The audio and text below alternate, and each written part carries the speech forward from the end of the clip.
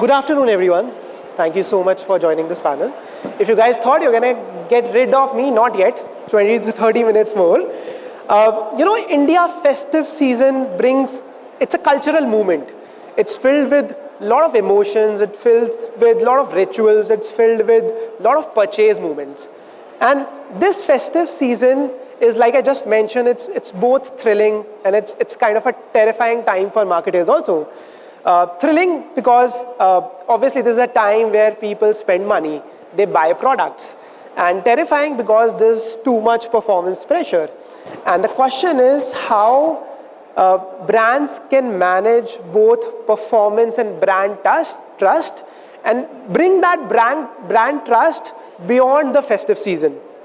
And to unpack this and to talk about festive seasons, I have three people with me, three smartest industry people from a different lens. We have from digital transformation, we have one from fashion retail, we have one from global healthcare. So thank you so much for joining me today. I'm going to start with you, Saurav. When you plan your festive campaigns, what are your biggest considerations? So when we are planning for festival, right? First of all, it is fairly large because we target global audience, right? We run campaign all over the globe. And we need to consider which festival is running in which country. For example, EMEA, right now, they are having summer festival right now, right? And in festival, we do a lot of sales, lot of promotion, right? Which means huge budget, right? So we go very basic, so first is audience. Your audience has to be perfect, right? And then we need to stop the wastage, right? So for that we use definitely IS to reduce the wastage as much as possible and increase the quality of the impression, right? So if these two things are perfect, you are mostly set up for success, right? So we have seen, we have analyzed our data and we figured out that just by spending 2% of our budget, we were able to save around 55% of our inventory, like the cost wise, right? The quality impression went up by 55%, right? So that is a huge success for us and eye opener. And how we did is first we ran the campaign without using any filters, right? And then we compared what was pre and post, and then we came to know that, okay, just by improving the quality of impression, we can save somewhere around more than 50% of the budget. So that is really good improvement for us. Thank you for sharing your thoughts, Saurabh. I'm very happy that you are not just measuring, you are also optimizing with that data and insights. Anjali, the hottest topic today in every industry is AI, not just media industry. And what role does AI play in your current media strategy? Is AI a double-edged sword we need to treat with caution? No, thank you so much. This is a great question. But before I answer that question, let me go back and add a flavor to the festive thing that we talked about, right? See, festive seasons are there, right? For us, especially in India, we have a lot coming over, right? I think next week is another one, and then week after that, and so forth. Now, let me, again, also touching base with the AI that we talked about, right? Last year, I'm not confident how many of you have seen that Cadbury ad that came during Rakhi. Yeah. Have you people seen it? Yeah. Fantastic. Yeah. So how many people smiled when you saw it, right? I did smile because what happened, right? It had a beautiful experience of a brother and a sister. They were somewhere and they actually took the photo, which they don't remember, right? And what brother has done, he has recreated that experience and it was printed on the pack. And the pack was given to the sister. And she said, just like all brothers and sisters are, we always love each other and always fight, right? And then she sees this and says, hey, how did you got this? He said, magic happened. AI did it, right? Now, beautiful part here, this entire thing connected emotionally with the end customer. And that's what brands need to do even today, right? We have new technology coming in. We are talking about AI and all that stuff coming in. something that I would have dreamt of, I can actually do it using those tools smartly.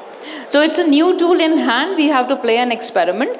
It plays a really great role in terms of being super fast and more agile, right? I can tell you one small thing. See, normal production time for any creative execution would take many, many months, right? Now with use of AI, I can be very quick, very fast. But again, a good question that I have for all of you is the quality of what I'm producing. How long is that going to stand in your mind, right? Now let me give you, some example, right? I don't know how many of people are that old, but let me say that, right? जब मैं छोटा बच्चा था, बड़ी शरारत करता था, मेरी चोरी पकड़ी जाती जब रोशनी देता बजाज. अब मैं बूढ़ा हो गया हूँ and all that, right? We remember it. We do, right? Why we remember? Because it connected, right, with individual. My friend just talked about 15 minutes ago, there's a concept of, all different human emotions, right? The fear, the pain, the excitement, the love and all that. As long as brand understands that, and you can use any tool, but communicate that very effectively, your brand strategy will really work. Right? Now, I can give you those typical answers, right?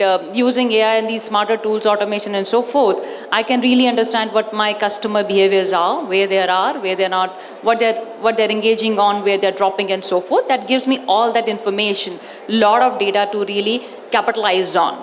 Now, I can use the data to really bring in human centricity and power of communication, power of human-centric communication to really deliver the message that really matters, right? So that's it. So again, summing it up, again, content production cycle is much more effective, much more shorter, much more sharper. I have data to empower me to give, come up with right solutioning, but the power still remains. How are you understanding human and human emotion, and how are you using that as part of your narrative? Yeah, I think you've touched on a really important point, which is human centricity and the emotions. So thank you so much for sharing your thoughts. Now, Purvaa, in your media planning and strategy, what matrix are you using to guide your spends? Are you going beyond the vanity matrix or using context and attention to guide your spends? Again, very interesting question, Saurabh. And I think some of it you've already answered in your session as well. So contextual as well as, engagement matters a lot. Apart from this, what I would say we consider, because retail and fashion, is a very highly competitive industry right now. You have influx of brands, international brands, you have influx of so many Indian brands, and moreover, there's D2C. E-commerce, and then the whole performance marketing, and everything's just taking over consumer space so much that if you end up just spending blindly, if you just end up, just doing blind brand campaigns or performance campaigns, you will end up nowhere. You will just spread yourself so thin. So we definitely focus a lot on contextual placement. We focus a lot on our creativity because, like she also rightly said, and just to add on that, with my experience, I've seen the creatives that we make with AI, the engagement is extremely low. It's extremely low. Despite you want to boost it because they look beautiful, but you still don't get engagement. Why is that? It lacks emotions. It lacks that humanness. It is pretty. It is spotless, but it doesn't have that connect with the consumer. And I feel when it comes to fashion, and I can talk more about that, people want to solve that problem that they have, which is how will I look, my style, because when I see a person, the first thing we see, okay, how sharply the person is dressed. That's your impression, right? And that is the problem a fashion brand has to solve. AI cannot solve that. Only your influencers, your humanness, your emotions will be able to solve that problem. So to answer your question, contextual matters a lot. Emotions matter a lot. Your engagement of your content matter a lot. So we no longer track impressions or reach. We track engagement. has the person seen what is my VTR for that matter? Has the ad been seen more than 100%, or are there drop-offs early, etc., etc., and plus the repost. So our content needs to be either solving an educational purpose or inspiring. Okay. If I may add, Sure, sorry, this sure. is a very interesting question, and I need audience to be participating here as well, right? My friend here, Purvaa, made a very important point. She said, although we get excited using AI, right, to do a lot of stuff in terms of creating videos as well and so forth, right? But you don't want to see it for long, right? You will get exhausted very quickly. So just a point that I want to make, it is another tool and we are trying to experiment and play with it, right? Is that passion of exploring something which is completely unknown, right? There are again two subsets to this statement that I'm making right now. One is that I can use this tool very wisely to do something which is very repetitive in nature. For example, right, all of these, I would say fashion brands or any brands for that matter, even entertainment and so forth, there are some reusable assets that I can actually automate using AI, right, where I can see efficiency and effectiveness coming in. Whereas if I have to create a video, right, that normally has a human emotion and real emotion, human being involved, I don't want to create a cartoon character do the same, right? I might like to do it for once or twice or third time, but not for long. And I did ask my team this question, right? We were doing some experimentation and we were creating something using AI and so forth. And I said, I really want you to go out and shoot and create this thing. He said, yeah, Anjali, that makes sense, but we want to continue to experiment with AI. I said, okay, go ahead. Then I asked a question, I paused for a minute and I said, for how long will you enjoy creating these kind of images? And it might look similar. So I said, there is a problem of sameness, right? I think a lot of marketers really understand that, right? We will all end up looking, sounding very same. And then said, no, Anjali, we disagree. AI, you can't be same, right? It's algorithm. Every time it will do permutation, combination, you'll get something different. I said, okay, no, fine. Now let me ask you another question. Would you like to create these kind of videos with these, programmed characters which are actually copy of human being but not real human being? For how long would you like to do it? They all paused for obviously 2 minutes and they said, yeah, we got your point. We won't like to do it that much. Which means as a marketer, we all have to figure out what to use where and how much to use, right? You got me? And then power everything with human centricity and your ethics, your own real emotions. Then this tool will start making a lot of sense, right? Yeah. Very true. Okay, I want to ask this question to all of you. For years, brand reputation and performance were seen as separate lanes. Do you believe they are no longer trade-offs? And would love to have one sharp thought from each of you. Saurav, if you want to start. Not at all. So, brand image and performance both go hand in hand. We can't miss one. One will have monetary impact, another will have brand impact, right? And once the brand is destroyed, it is very difficult to revive it, right? So, in my previous experience, right, so Cathay Airline had a plane crash and then we had to immediately take brand safety action, not to show our ads where the crash news is there, right? Same with some layoff things, right? We don't show banners there. And again, brand safety partner help in these cases, right? So, and there are numerous cases where small mistake had ruined the brand image largely, right? And it has very long effect. So we can't take any even smallest risk on these things. Yeah. If you would like to share. That's my favorite topic because I've been a brand marketer. And I feel that this is the era of bothism, right? Bothism, I mean that performance and brand has to go hand in hand. There was a time where we had, and all brands, because of the short-term gains, had just taken performance as the most important thing, because there are multiple case studies out there for big brands like Nike, McDonald's, etc., which you all should go and read, which talk about how one brand went into just performance and lost a major share in the market, share of voice, versus a brand that consistently always build a brand equity. Brand equity is long term.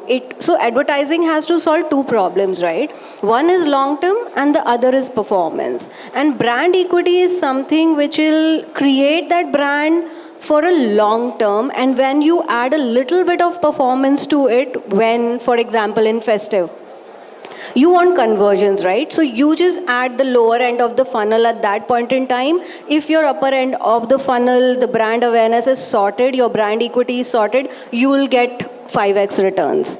So I feel that they both go hand in hand, and we've just been, in this doom loop of performance for some time, but I feel that the era of bothism is here. So I'll take it now. I think I'm not going to repeat what my friends have already spoken, but a little different flavor, because that's what I'm known for. I'll actually add a different flavor altogether. So what, if I may ask, what's brand all about, right? Any person at the back, right? What is brand? Yeah? I think brand is more of a perception that you have for something, right? A legal entity gets into your subconscious mind and then you start just acting on it, right? That becomes a brand in your head, right? It is a perception. The perception is an outcome of the value somebody had, right? What promise they made to you, and they fulfilled that promise, right? So that it gets in your head and you start, just liking it, disliking it, and whatsoever, right? And so forth. Now, why I'm saying what I'm saying is because, see, brand, as my friends have been saying, obviously brand equity is very important, they will remain, and then obviously performance remains as well. Just a flavor to this. First of all, you have to establish yourself into customer's mind, get into their subconsciousness, right? When you get into subconsciousness, you have to continuously keep delivering, right? The promises that you made, which means your product, your services really need to make sense. You have to keep evolving so that customers always keep seeing value that you are bringing on table, right? And how do you talk? So there are methods of performance marketing that you actually employ to ensure that you're continuously communicating, continuously talking about how you are actually delivering to their expectations, or sometimes even beyond expectations. Now, the most powerful brands are the brands they don't even sell their product, right? They talk to you the human way, right? They talk about something very different, something which is very core to the society, something that touches the soul of an individual, and then silently your product is sold, right? I don't want to name the brands, but they are very, very powerful, strong brands in the world. They exactly do what I just said, right? So now, stop talking about the product all the time, because we as consumers don't want to hear that. We want to see how your product, your service can be part of my lifestyle, what value it can bring in, right? And you are there when I need you, and so forth. So you got the message, right? What I want to say, they all in togetherness, but how do you do it? It all has to be powered with what your mission statement is, what your vision is, what your values are as a brand, and how you talked about it. Not once, but continuously, by what you are delivering it right. Yeah. Thank you for sharing different flavors of the thoughts. And like I spoke about in my research also, at the end of the day, brand reputation leads to brand performance, right? It increases recall, it increases the intensity, and at the end of the day, if there is emotions, that drives decisions. So thank you for sharing your thoughts. Next, I have a question for you, Saurav. We are halfway through the year. Looking ahead, what's the one thing that's keeping you excited for the second half of the year? Second half is always interesting, because all the major marketing plan is towards second half of the year, right? You can say it was planned that way. You can say it was because something kept delaying and it came to the second half of the year. But yeah, we see most of the festival or season like sales happening in the second half of the year, right? So we are pretty excited and all geared for like media execution. We have a lot of full funnel campaign planned in second half of the year. What we have observed with so many years is full funnel gives a really large impact for us. It gives a long-term effect, right? For example, if we are running a very small campaign, maybe $10,000, $20,000, we might get some sales at that time, but it doesn't have customer lifetime value, right? But when we do a large full funnel campaign, it gives that perception, like change the, like messaging goes very well. And if you want to change the perception of the customer, right, full funnel is really good and it works really well for us. Yeah. What about you, Purva? What are you excited about for the This is the most exciting part of a retailer's life. Yeah. So because all the shopping will happen now, all the festivities are now, then winter is coming. So winter is really coming. So our winter clothes will sell. And I feel when God was making the second part of the year, he had a marketer in mind. Because, you build the whole base in the first half of the year, you're working on your plans in the first half of the year, and then comes the time of the year where you can utilize all that base that you've built. You can create the, lookalike audiences of the base that you've created in summer, etc.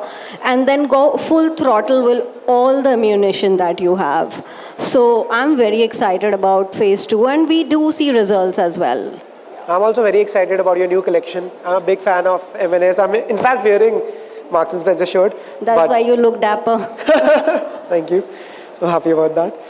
Okay, finally, a quick fire to wrap this session. One thing marketers must demand from their media agency or their tech partners. What is that one thing this festive season on in generally? Just one thing. Me? Anyone of you can answer. Actually, I want all of you to answer, but we can start with Anjali. Okay, Yeah. I'll start. One thing that I demand from all the agencies, that would be, just be ethical. Right, I think we are doing a lot of stuff, and I was in a conference the other day, and we were talking about empathy a lot, because empathy all of a sudden became such a big word that everybody started talking about empathy a lot, right? I think that's cool. We need to understand empathy. Empathy is given, but what about ethics, right? So that is something which is actually slightly getting underplayed. That's very, very important. Because just to get a quick ROI, we should not forget the ethics that we bring on table, because that's the core of our business any which ways, right? As I mentioned, the brands are brands only when they connect with individuals the right way, right? And that's what it is. Thank you. Purva? I think for me, ethics obviously, right? And your data was also staggering, showing that, how our ad money is getting wasted. So that is very important. But at the same time, I feel that the agencies should also realize how important it is for the clients at this point in time. So that meeting of timelines, coming up with good ideas and plans. Somehow, I feel that the agency culture has become very, just chip cow type of culture. So I feel, they need to consider themselves as partners with the brand. And that's when the brand will grow, and with brand, they will grow. And learning will be for everyone, right? So yeah, be as partners is what I feel. So I will say three things to agency. First is definitely ethics is most important, right? We have to be truthful and do all the good practices, because there are a lot of hacks by which you can get sales for some time, but it will hamper in the long run, right? Second is experiment, right? So keep on experimenting what is coming new. Don't just keep it side that we will try after it is foolproof, right? And third is I see many agencies, they don't disagree openly, right? Whatever brand say, they just say, okay, we will do it. So I would suggest agencies should be little courageous and disagree openly if they strongly feel that it will not work for the brand. So if I may add a point, right?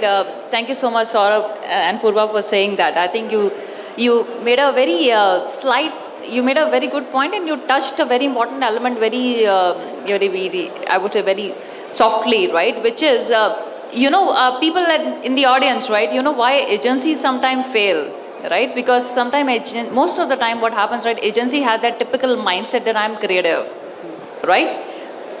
But the brand, when we go talk to the end customer, the customer, for him or her, the experience is whole, right? It is neither just a creative or a technology part of it. It is full experience in a whole, right? So when agencies come and work with any brand, they need to ensure they actually bring the whole brain in, not only the left or the right side of the brain, right? Then they'll be able to deliver. And very rightly mentioned by my friends here, they should not consider themselves as a vendor. They should consider themselves as a core partner, right? When they consider themselves like that, they'll be able to create a lot of value, not to the end customer, but also to the brand and so forth, right? So the common theme is ethics, experimentation, agencies being courageous, truthful, and acting as that trusted partner and the core partner. Thank you everyone for sharing your thoughts. I hope audience will take some insightful thoughts from this session. Thank you everyone. Thank you for your time. Thanks for the invitation. Thank you.